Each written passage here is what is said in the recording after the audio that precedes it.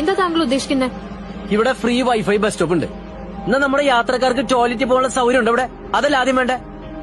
ഇതെന്തുട്ട് വികസനാന്നാണ് പറയുന്നത്? ഇതേ പ്രഹസനാണ്. ഇവിടെ ഫ്രീ വൈഫൈ കൊടുത്ത് നിങ്ങളെ പോലത്തെ യൂത്ത് അമ്മരെ ഉറക്കി കിടത്താണ്. ദാ അവിടെ എഴുതി വെച്ചിട്ടുണ്ടല്ലോ ശ്രീ ശക്തൻ രാജശേഖരൻ വകാന്ന്.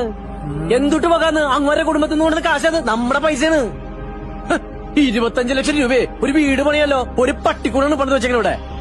അതാ ഞാൻ പറഞ്ഞത് മുഴുവൻ പ്രഹസനാന്ന്. ജോയ്ക്ക് പേടിയില്ലേ? എന്തുട്ടിന്? ബഹുമാനം കിട്ടുന്നിടത്ത് വേണം അത് കൊടുക്കാനായിട്ട്. ആരാണ് അയാള്? നമ്മുടെ പണിക്കാരനാണ് അയാള്. നമ്മുടെ എല്ലാവരും പണിക്കാരൻ. നമ്മൾ വോട്ട് ചെയ്ത് നമ്മളെ പണിക്ക് വെച്ചിരിക്കുകയാണ് അയാളെ. ശരിയല്ലേ? നമ്മൾ ഒരാളെ പണിക്ക് വെക്കുമ്പോ നമ്മൾ നോക്കില്ലേ അയാൾക്ക് പണി ചെയ്യാൻ അറിയോ, അതിനുള്ള ആരോഗ്യമുണ്ടോ, കളനാണോ എന്നൊക്കെ.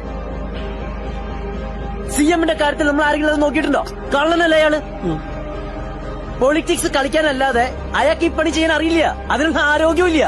അത് നിങ്ങളും അയാളും മറന്നു എന്നുള്ളതാണ് ഈ നാട് ഇങ്ങനെയാണുള്ള ഏറ്റവും വലിയ റീസൺ. ഈ ഇലക്ഷനിൽ അയാൾ ജയിക്കണോ വേണ്ടയോ എന്ന് തീരുമാനിക്കേണ്ടത് നമ്മളാണ്. കാരണം എന്താണെന്നറിയോ? നമ്മളാണ് രാജാവ്.